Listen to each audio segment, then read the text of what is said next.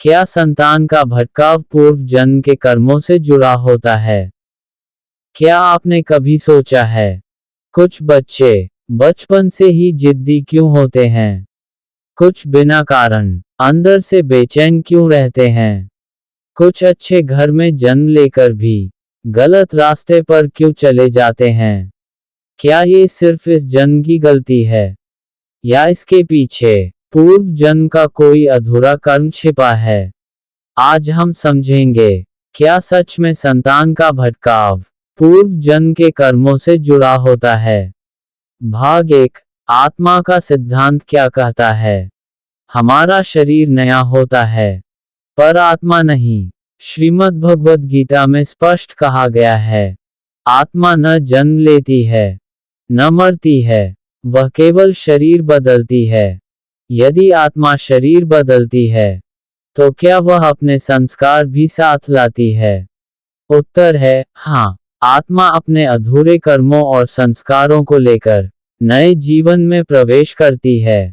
भाग 2, संस्कार जो जन्म से पहले के हैं। क्या आपने देखा है, कुछ बच्चे जन्म से ही अत्यधिक क्रोधी होते हैं, कुछ जन्म से ही शांत और आध्यात्मिक प्रवृत्ति के होते हैं। ये केवल परवरिश का परिणाम नहीं होता, कई बार ये पूर्व जन्म के संस्कार होते हैं। यदि आत्मा ने पिछले जन्म में अत्यधिक आसक्ति, क्रोध या गलत संगति में जीवन बिताया हो, तो उसका प्रभाव अगले जन्म में स्वभाव के रूप में दिखाई दे सकता है।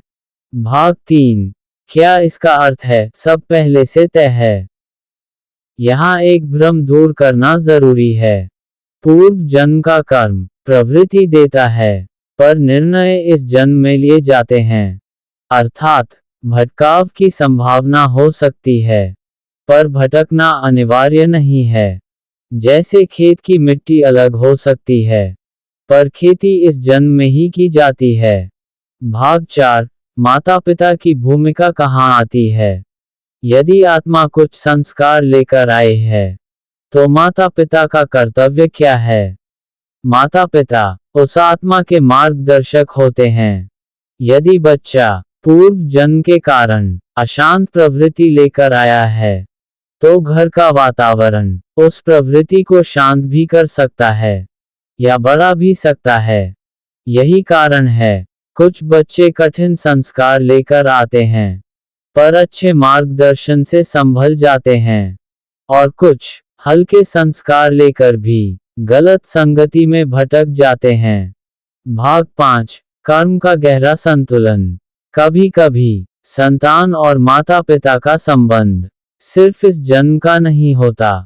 शास्त्रों में कहा गया है, आत्माएं अपने कर्मों के अनुसार एक दूसरे से जुड़ती हैं। कभी संतान पूर्व जन्म का अधूरा संबंध पूरा करने आती है, कभी वह सीख देने आती है, कभी माता पिता को धैर्य सिखाने, कभी त्याग सिखाने। इसलिए हर भटकाव सजा नहीं होता, कभी कभी वह आत्मिक यात्रा का हिस्सा होता है। भाग 6, तो क्या करें? यदि आपको लगता है कि आपकी संतान का स्वभाव बहुत गहराई से जड़ित है, तो केवल बाहरी उपाय पर्याप्त नहीं होंगे। घर में सकारात्मक ऊर्जा बढ़ाए, नियमित प्रार्थना की आदत डालिए, क्रोध कम कीजिए, संवाद बढ़ाए, आध्यात्मिक रूप से स्मरण रखिए, आत्मा को बदलना जबरदस्ती से नहीं होता, उसे दिशा देनी होती है। भाग 7, आशा क्यों रखें? कर्म का नियम कठोर है, पर करुणामय भी है।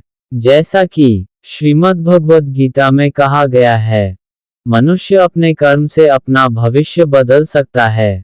अर्थात पूर्व जन्म की प्रवृत्ति हो सकती है, पर वर्तमान कर्म सब कुछ बदल सकते हैं।